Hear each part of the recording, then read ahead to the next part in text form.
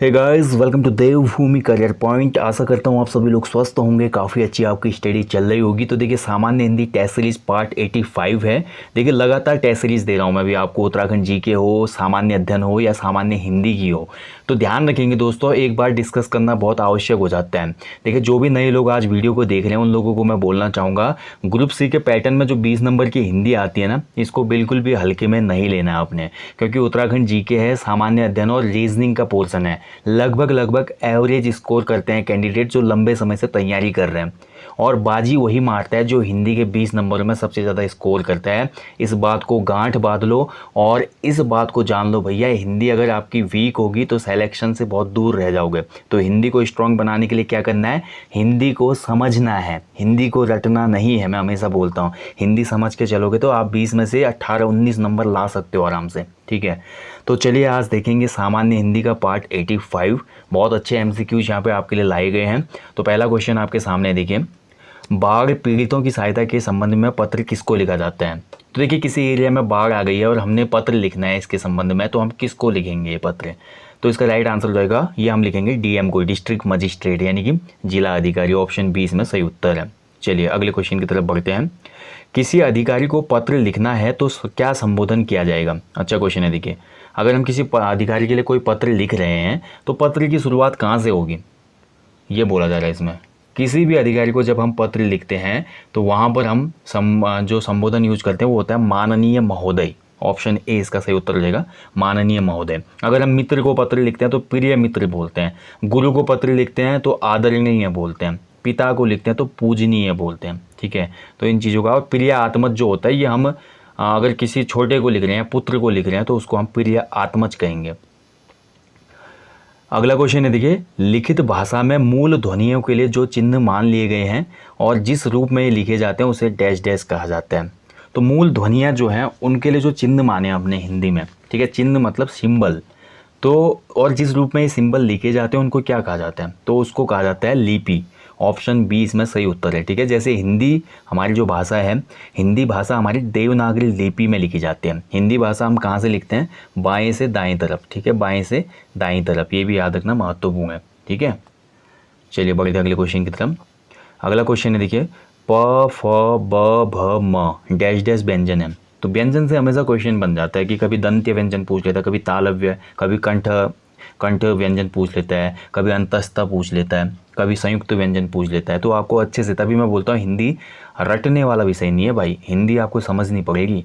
तो प फ ब भ म जो ये हमारा वर्ग है दोस्तों, इसको रखा जाता है किसके अंतर्गत, ये हमारा ऑप्शन भी हो जाएगा ओष्ठ वर्ग। ठीक है, ऑप्शन भी, क्योंकि इनको बोलने में देखिए हमारे होंठों का आकार बदलता है। बोल के देखिए, प फ होंठों का यूज हो रहा है ना, लिप्स का, तो ओष्ठ व्यंजन होते हैं। ठीक है, वहीं हम बात करें, देखिए, कंठ व्यंजन, तो क वर्ग जो होता है, क ख ग घ ङ, ये हमारा क्या होता है, कंठ व्यंजन। और च छ ज झ य हमारा तालव्य व्यंजन होता है, जबकि त थ द ध न ये हमारा दंत्य व्यंजन होते हैं। ओके, चलिए अगले क्वेश्चन की तरफ बढ़ते हैं। दो व्यंजन जब एक साथ मिलते हैं तो क्या कहलाते हैं। दो व्यंजनों का जब मिलन होता है तो एक साथ, तो वो क्या कहलाएंगे। तो इसका जो राइट आंसर हो जाएगा 159 का, वो हो जाएगा ऑप्शन ए। दो व्यंजनों के मेल से बनता है संयुक्त व्यंजन। ठीक है, ऑप्शन ए सही उत्तर है। जैसे कि क आधा क धन स जुड़ता है तो क्या बन जाता है, छ। ऐसे त धन आधा तो धन र बनता है तो क्या हो जाता है, आधा तो धन र, तो ये हो जाता है त्र। त्र क्या है, संयुक्त व्यंजन है। ऐसे ही ज धन य, ठीक है, जब हम ज आधे ज में य जोड़ते हैं तो ये बन जाता है ज। ठीक है, तो ये हमारे संयुक्त व्यंजन होते हैं। ओके, चलिए बढ़ते हैं अगले क्वेश्चन की तरफ।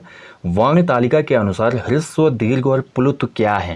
देखिए, जो हमारी वर्णमाला है या वर्ण तालिका है, इसके अनुसार जो ह्रस्व, दीर्घ और प्लुत ये सभी स्वर होते हैं। ठीक है, ह्रस्व स्वर क्या होते हैं, ह्रस्व स्वर जो बिना मात्रा के होते हैं या मूल स्वर जिनको कहा जाता है, स्पेशली ये होते हैं अ, ई, उ और री। ठीक है, ये हमारे मूल स्वर भी कहा जाता है, इनको ध्यान रखेंगे, बहुत महत्वपूर्ण है। कई बार क्वेश्चन बना है, मूल स्वर किनको कहा जाता है। इसके बाद हमारे दीर्घ स्वर आते हैं। दीर्घ स्वर में आ, ई, उ, मतलब बड़ा ई, बड़ा उ, ए, ऐ, ओ, औ, ये हमारे ह्रस्व स्वर में आ जाते हैं, यानी कि दीर्घ स्वर भी इनको कहा जाता है। माफ कीजिएगा, दीर्घ स्वर इनको कहा जाता है। ह्रस्व स्वर में मूल स्वर आते हैं अ, ई, उ, री। दीर्घ में हमारे आ, बड़ी ई, बड़ा उ, ए, ऐ, ओ, औ। और प्लुत स्वर जो होता है, जिनके उच्चारण में 3 गुना समय लगता है। ठीक है, यानी कि इसमें न्यूनतम समय लगेगा ह्रस्व या लघु स्वर में, दीर्घ स्वर में हमारा थोड़ा ज़्यादा टाइम लगेगा बोलने में, और प्लुत स्वर हमारा जो होता है, जैसे कि ओम बोलते हैं हम, देखिए हम ओम को अगर हम लिखते हैं ना, ये ओम, ठीक है, तो बीच में जो आता है ये प्लुत स्वर कहलाता है, ठीक है, ओम, ये इस टाइप का आपने देखा होगा कई बार, तो ये होता है प्लुत स्वर, ठीक है। ओम ऐसे नहीं होगा, थोड़ा ओम मैंने आई थिंक अशुद्ध लिख दिया है, ओम ऐसे होना चाहिए, ओम, ठीक है, कुछ इस तरह से होता है ये, तो ये हमारा प्लुत स्वर हो जाता है बीच में, ठीक है, समझ पाए होंगे। तो स्वरों के 3 प्रकार हैं। महेश्वर, महेश्वर्य, महाधन ऐश्वर्य में कौन सी संधि समाहित है? तो देखिए संधि से भी हमेशा क्वेश्चन बनता है, तो महेश्वर्य की बात करते तो ये हो जाता है, इसका संधि विच्छेद आपके सामने ये देखिए, महाधन ऐश्वर्य।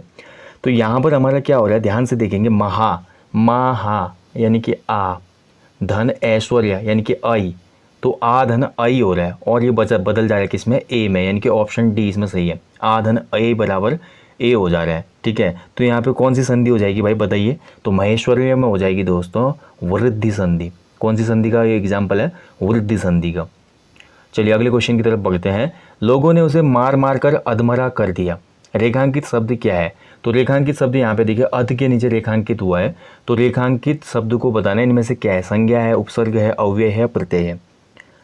तो इसका सही उत्तर हो जाएगा, देखिए यहाँ पर हमारा अध जो होता है, अध जो शब्दांश शब्दों के आदि यानी कि प्रारंभ में जुड़ के उनके अर्थ में कुछ विशेषता लाते हैं, उन्हें उपसर्ग कहा जाता है।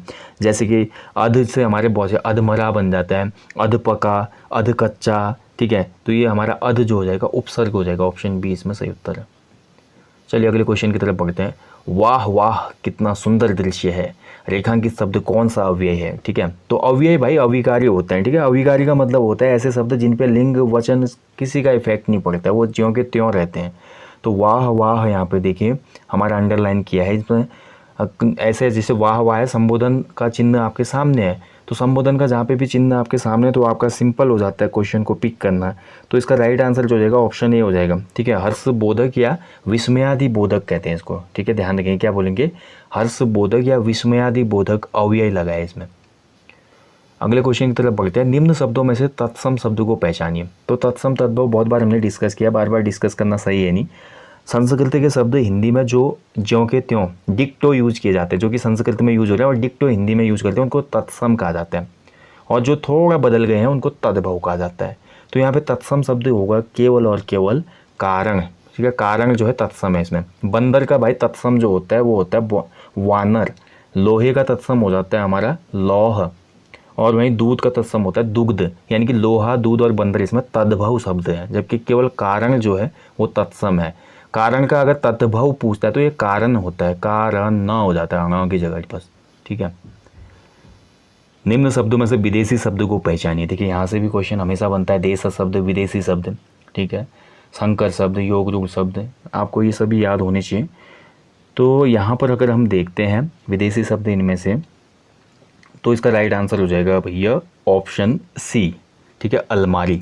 अलमारी यहाँ पे हमारे क्या है, विदेशी भाषा का या विदेशी शब्द है, या आगत शब्द भी, विदेशी शब्दों को आगत शब्द भी कहा जाता है। आगत का मतलब दूसरी भाषाओं से जो हमारे देश में आए हैं, ठीक है, इसलिए इनको आदत। जबकि निद्रा है इसमें, अचरज है, चबूतरा है, ये सभी हमारे देसी शब्द हैं, ठीक है, देशज शब्द हैं। अलमारी की हम बात करते हैं दोस्तों, तो हमारा जो अलमारी शब्द है ये पुर्तगाली शब्द है, ठीक है, किस भाषा से आया है, पुर्तगाली। जिन संज्ञाओं से एक ही प्रकार की वस्तुओं अथवा व्यक्तियों का बोध होता है उस संज्ञा को क्या कहा जाता है? तो कौन सी ऐसी संज्ञा है जिससे एक प्रकार की वस्तुओं और व्यक्तियों का बोध होगा? तो इसको कहेंगे जातिवाचक, क्योंकि एक ही जाति का बोध कराएगी ना, तो जातिवाचक कहते हैं इसको, ठीक है, ध्यान रखेंगे। नेक्स्ट देखिए, निम्न शब्दों में से कौन सा शब्द विशेषण है? तो बताना है आपने विशेषण। विशेषण देखिए संज्ञा या सर्वनाम की जो विशेषता बताते हैं वो शब्द विशेषण कहलाते हैं, और जिसकी विशेषता बताई जाए उसको विशेष्य कहते हैं। तो यहाँ पर एक शब्द विशेषण है दिए गए विकल्पों में। तो अगर ध्यान से देखते हैं हम, तो इसका जो राइट आंसर हो जाएगा वो हो जाएगा ऑप्शन डी, अनुशासित। अनुशासित जो शब्द है इसमें विशेषण है, ठीक है, ध्यान रखेंगे। जैसे कि हम एग्जाम्पल के तौर पर बोलें, रोहित एक अनुशासित विद्यार्थी है, या राम एक अनुशासित खिलाड़ी है। तो अनुशासित विशेषता बता रहे हैं ना राम और रोहित की, तो ये हमारा क्या हो जाएगा, विशेषण हो जाएगा, ठीक है। नेक्स्ट देखिए, वह धीरे धीरे चल रहा है, रेखांकित शब्द को पहचानिए। तो धीरे धीरे जो शब्द है इसको आपने बताना है क्या है ये, दिए गए विकल्पों के आधार पर। तो धीरे धीरे जो होगा दोस्तों वो हमारा हो जाएगा, राइट आंसर इसका हो जाएगा ऑप्शन सी, क्रिया विशेषण। ठीक है, ऑप्शन सी सही उत्तर हो जाएगा। ठीक है, क्रिया की जो विशेषता बताते हैं वो शब्द कहलाते हैं क्रिया विशेषण। ठीक है, ध्यान रखेंगे, चलना यहाँ पे क्रिया हो रही है, इसकी विशेषता कौन बता रहा है, धीरे धीरे, इसलिए धीरे धीरे क्या हो जाएगा, क्रिया विशेषण हो जाएगा। ध्यान रखेंगे।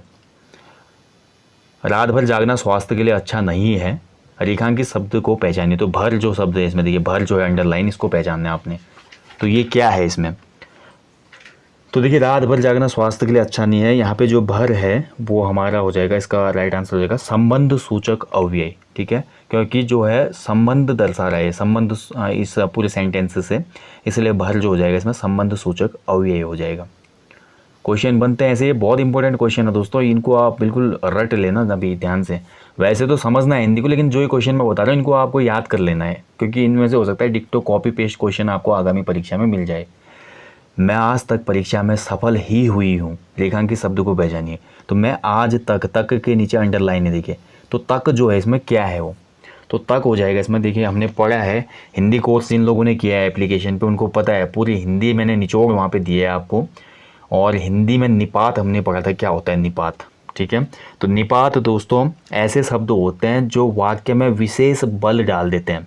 यानी कि यहाँ पे बोला जा रहा है किसी लड़की के द्वारा कि मैं आज तक परीक्षा में सफल ही हुई हूँ, मैं आज तक, यानी कि वाक्य पे जोर डाल रहा है ये शब्द, और वाक्य पे जो बल प्रदान करता है, वाक्य को जो बल प्रदान करते हैं वो शब्द ही कहलाते हैं निपात।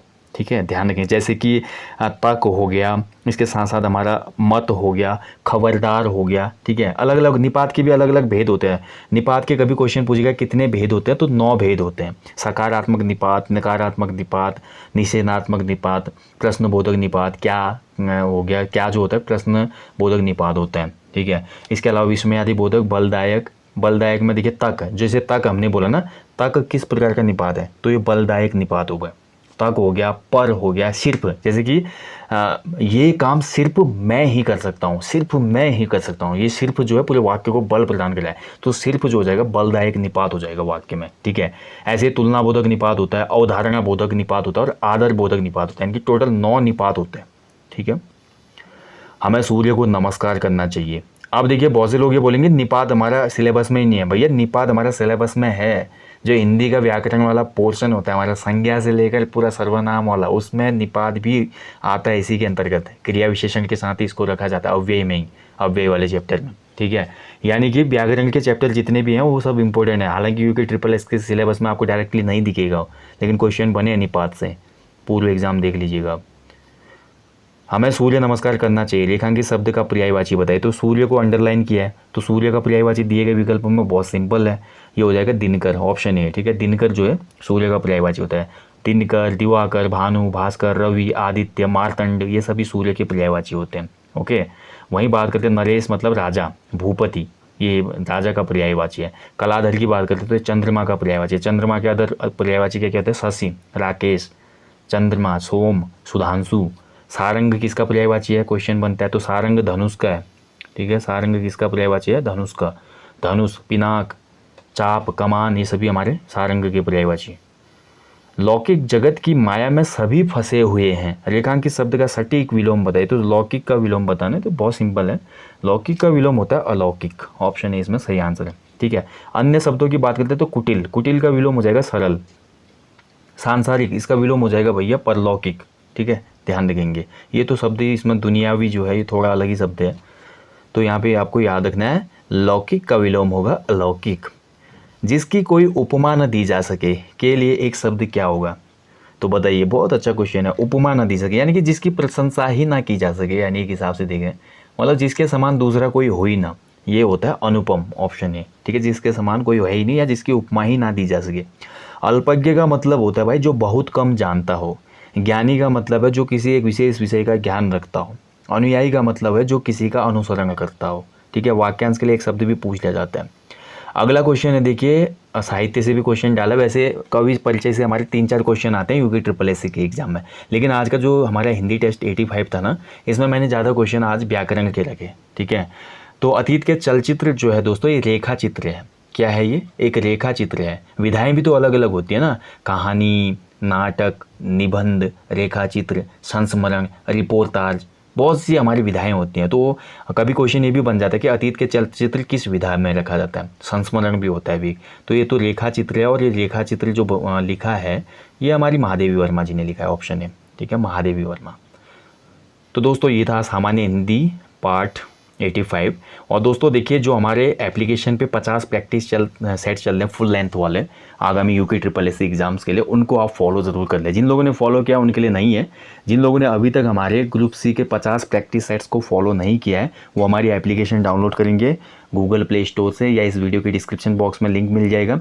उसके बाद स्टोर पे जाके आपको ये प्रैक्टिस सेट मिल जाएंगे। पूरे 50 सेट हैं, यूके ट्रिपल एस के नवीनतम पैटर्न पे आधारित ये प्रैक्टिस सेट आपको दिए जाते हैं। इसको अगर आप पूरा सॉल्व करते हैं, इनको आप फॉलो करते हैं, तो इसका निश्चित लाभ आपको आगामी परीक्षाएं लाइक वीडियो, वीपीडीओ, कनिष्ठ सहायक, पटवारी, उत्तराखंड पुलिस, जितनी भी परीक्षाएं उनमें मिलेगा, ये मैं गारंटी देता हूँ। So guys, thank you for watching. आज के क्वेश्चन अच्छे लगे तो ये वीडियो पे एक लाइक कर दीजिएगा। जल्दी मिलेंगे नेक्स्ट टॉपिक में, टिल देन अपना ध्यान रखें। जय हिंद, जय उत्तराखंड, शुभ रात्रि दोस्तों।